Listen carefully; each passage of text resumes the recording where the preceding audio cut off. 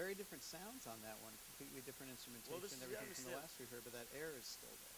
Well, it is. I mean, this was 1981 when we recorded that record. And the actual recording process was done at a time before there was world. They called it world music. We wanted to experiment with all these different percussion, and those are real kalimba sounds. Those are real Yeah, it's got the percussion. Cusameo feel to it. Yeah, I mean, Yeah. we were just kind of fantasizing about what it might be like to be in it. What that might be like. But the way we made this record, we used tape loops. We went out there and tried to play it regular, and it just wasn't swinging. It wasn't. Something was wrong. Jeff goes, "We got to make a loop." And Lenny Castro was the percussionist on the day. We all love Lenny. And so the two of them decided they were going to go out and just jam, just play that groove, and play it for, I don't know, a couple, 3 minutes, was it? You know? Yeah. And then Jeff and would come in, and we all sat around, and Jeff was like, I'm going to pick the 2-bar loop. So long story short, he found, Jeff was very meticulous with the groove. The groove is everything. And, Lord, those of us that had the honor of knowing him and working with him know that to be the case. So what he did was we found the loop, and Al this is old school loops, man, you know what I mean? Like, we actually made a loop. We had to have a microphone stand this far away from the Yeah, we taped it together in a loop, and then had a microphone stand outside the tape machine, and so it went over the head and then out there and then back and then over the head. Yeah, and we over the percussion and all. Yeah, We made this, and then made we this whole overdubbed groove. everything to that. And then we went out and played to that loop. And it was, we were all just kind of freaking out because Al knew how to do it. We were going, how are we going to do this? And like Al goes, not a problem, lads. Go chop one out and come back.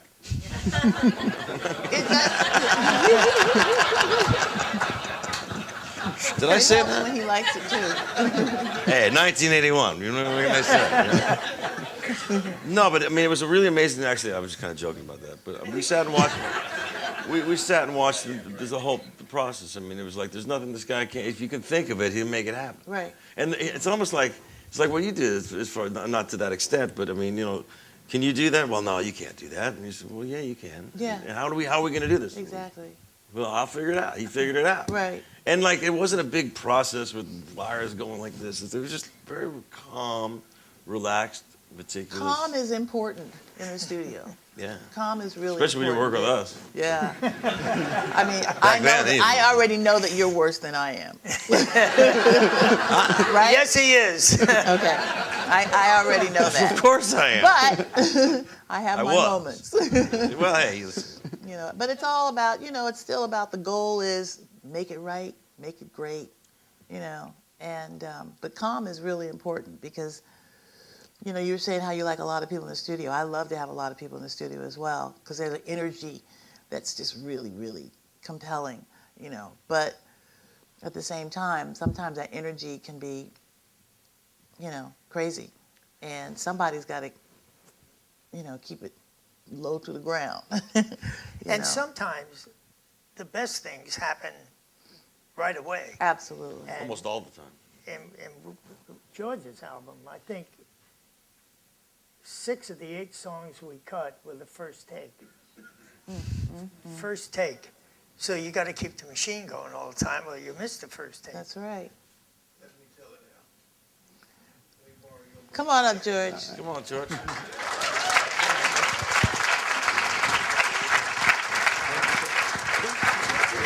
Sure? Yeah. All right. Sure.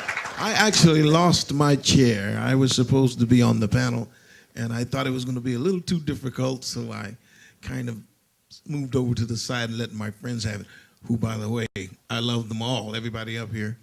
And I'm amazed at the stories I'm hearing. But I know that it's all true because I had that same experience, basically. And I remember for the first time I was going to be recording in Los Angeles, having made all my other records on the East Coast. I started off as 10-year-old little Georgie Benson, came to New York, and recorded for RCA Victor way back in the 50s. But now I had become a guitar player. And I remember meeting them that night that Al talked about in San Francisco at the Keystone Corners. Yeah. right next door to the Keystone Cops, we used to say. That's how I remember it. So, and Tommy and he were very excited. So when I signed the contract with Warner's, a little time after that, I remembered that the producer, Tommy LaPuma, and I didn't remember his name, but I remembered him, and I remember he said, I don't know why no one has recorded your voice.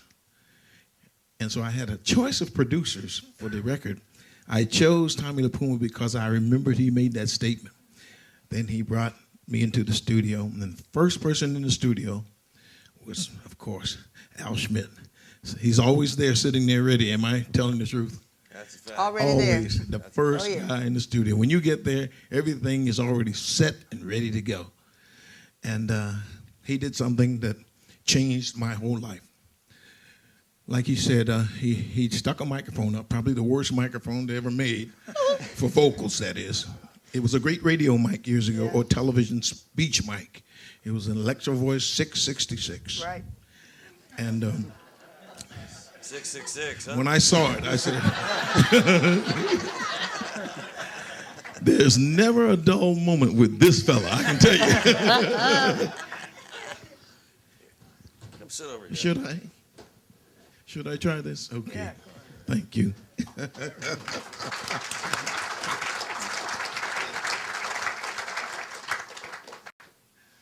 Well, that 666 microphone, I was so glad to be doing a vocal, and I had what I felt was one of the greatest bands in the world. I brought a young pianist who was born in Argentina. His name was Jorge Dalto.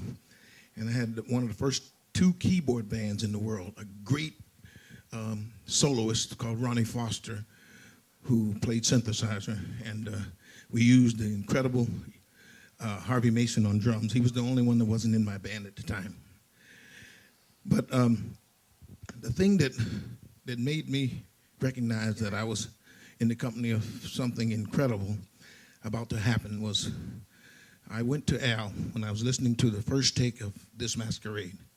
And I said, you know, out of all the vocals I've ever made, I never felt that what I was hearing back was what I put into the microphone. He said, what do you mean? I said, I always seem to have too much low end. Always the wrong part of my vocal would come out. He said, well, let's see if we can do something about it. And he knocked some of the low end down. I think we went below 100 hertz. We started at 100 hertz. And I said, oh, that's a move in the right direction. And then I said, can you do any more of that? He said, well, you know, it's going to start to sounding strange in a minute. So he turned it. I think we went up to 120 hertz. We started at 80, went to 100, and I think we ended up, 120 hertz. And you said, George, anything beyond this? Because he is truly a naturalist. If it doesn't sound natural, he doesn't like it at all. Amen. So when we got to that, I said, man, that is what I think I sound like. And we played that back, and the first thing, indication was Bobby Womack, who was getting ready to record Breezin' with us, which also came out incredible, only a couple of takes. He said, he came in the studio with his guitar on his back, and he said, who in the, and I ain't gonna say what he said, has a voice like that? And Tommy LaPuma said, well, that's George Benson singing. He said, but I thought he was a guitar player. He said, yeah, he plays guitar, but he also sings. So I knew we had something very, very special, and I have to give Al the credit. He was the only engineer that ever gave me the opportunity to change the sound of the music, because everybody's very protective of what they do. But Al allowed me that, and I think that is what changed my whole career. So that's basically what I want to say about Al, that from the very beginning, he's been significant in my career. Love you, baby. Yeah, I agree with that, because I think that there's something about your vocal and your sound that's really important to you, especially if it's become a bit of a signature sound, you know. And Al was never, you know, egotistical about what you wanted to hear. Whatever you wanted, he wanted you to have it.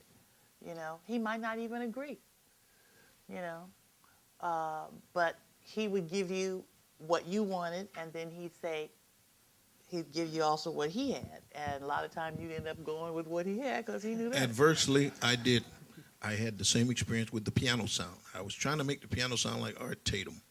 The great piano player that I had, Jorge Dalto, I figured I wanted to make him sound like Art Tatum, but he was not Art Tatum. He had his own thing, which Al must have understood, because I remember listening back and I said, why doesn't he turn and make that thing sound more bang? You know, I'm thinking, and I'm sitting there almost steaming. When I heard that thing back on the radio, and then today when you hear that solo is just as famous or more famous than my vocal on that song. It is so delicious and so well recorded. It sounds like it's right in your living room. So I stopped questioning him after that. Yeah. As a matter of fact, I did question him to learn. I asked, because I'm a small engineer myself, but I learned so many wonderful things. And Al, thank you for being the kind of person you are, man. I really appreciate what you've done for the whole industry. I really appreciate it. That's right.